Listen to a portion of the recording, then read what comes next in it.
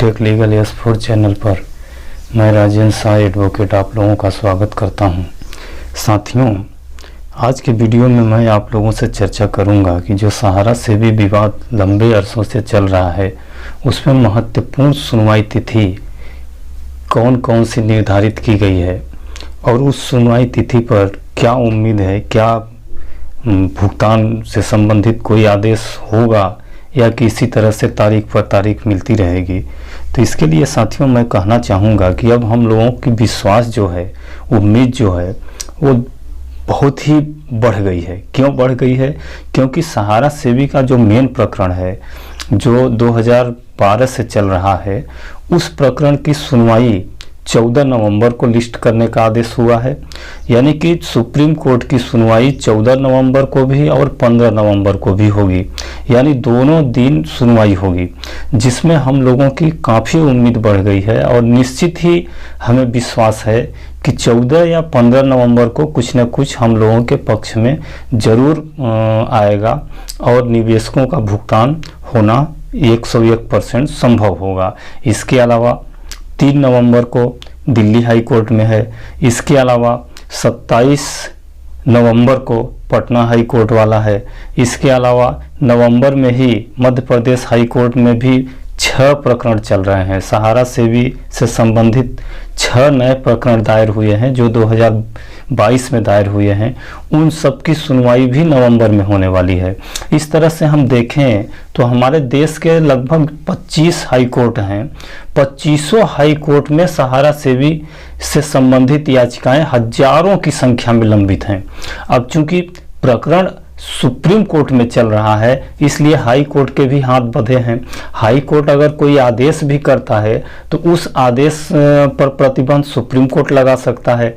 तो हम लोगों की जो मेन सुनवाई है वो सुप्रीम कोर्ट में जो 14 और 15 नवंबर को होने वाली है, उसमें हम लोगों को बहुत ही उम्मीद है कि 14 नवंबर को निश्चित ही कुछ न कुछ हम लोगों को आएगा। क्यों आएगा, इसका हम प्रमाण आप लोगों को देना चाहते हैं। ये देखिए, ये 14 नवंबर को ये सहारा सेवी प्रकरण का सुनवाई जो निर्धारित की गई है उसमें 3 आवेदनों पर विचार सुप्रीम कोर्ट को करना है। समूचा निर्णय नहीं करना है, 3 आवेदन का विचार करना है। IA नंबर 32,763 2019 और 30,932 2018 और ये अपना 412 2012 जो पुराना वाला प्रकरण है। तो ये 30,932 जो है ये कंप्लेंट वाला है, जो कि माने कोर्ट ऑफ कंटेम्प्ट लगाया गया था सेवी के द्वारा कि माननीय सुप्रीम कोर्ट के आदेश का पालन सहारा इंडिया नहीं कर रही है और सुप्रीम कोर्ट जो 25,000 करोड़ रुपया सेवी को रिटर्न करने के लिए बोला था वो अभी तक रिटर्न नहीं किया है, इसलिए सहारा इंडिया दोषी है और ये उनके ऊपर कंप्लेंट लगाया जाए, माने कोर्ट ऑफ कंटेम्प्ट का दंड दिया जाए सहारा इंडिया को।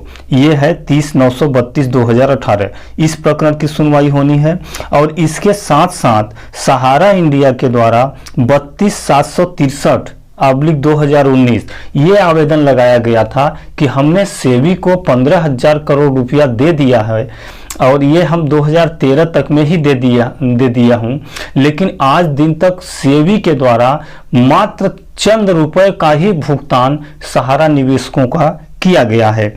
इसलिए ऐसा प्रतीत होता है कि अब कोई निवेशकों का पैसा भुगतान करने के लिए नहीं है या कोई क्लेम सेवी के पास पेंडिंग नहीं है। अगर सेवी के पास पेंडिंग होता तो हमारा पैसा ऑलरेडी उनके पास जमा है, उस पैसे का भुगतान करते और जैसे ही वो पैसा खत्म होता पुनः हमसे डिमांड करते, हम उनको पुनः राशि दे देते। यानी कि विगत 10 साल में ओनली 138 करोड़ रुपए का ही सेबी के द्वारा भुगतान किया गया है।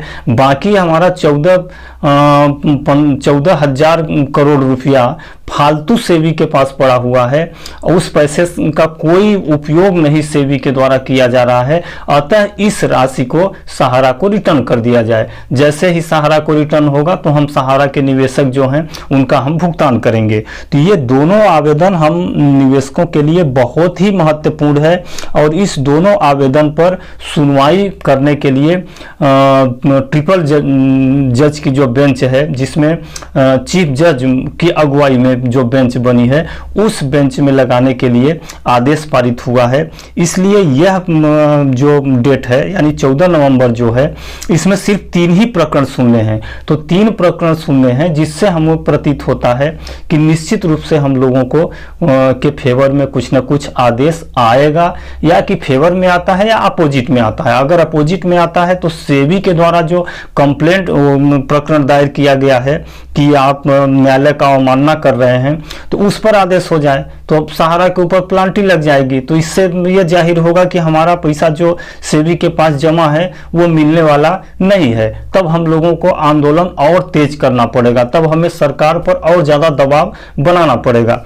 अगर इनका प्रकरण ये खारिज हो जाता है और हमारा जो आवेदन है 32,763, ये अगर आवेदन हमारा स्वीकार हो जाता है 14 नवंबर को माननीय सुप्रीम कोर्ट के द्वारा, तो हम लोगों की बहुत बड़ी जीत होगी।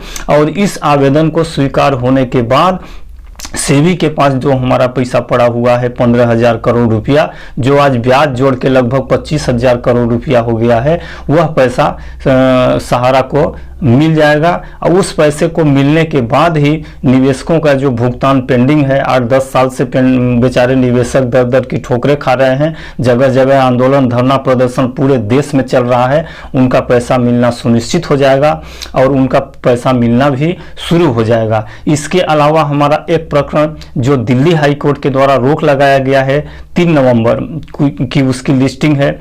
तो शायद अगर इसका आदेश हो जाता है तो 3 नवंबर वाले भी प्रकरण में हम लोगों के पक्ष में जो आदेश लगा है, उस आदेश को भी शायद हटा लिया जाए और वो हम लोगों की एक बहुत बड़ी और जीत मिलेगी। इस तरह से साथियों, नवंबर का महीना हम लोगों के लिए बहुत ही अच्छा होने वाला है।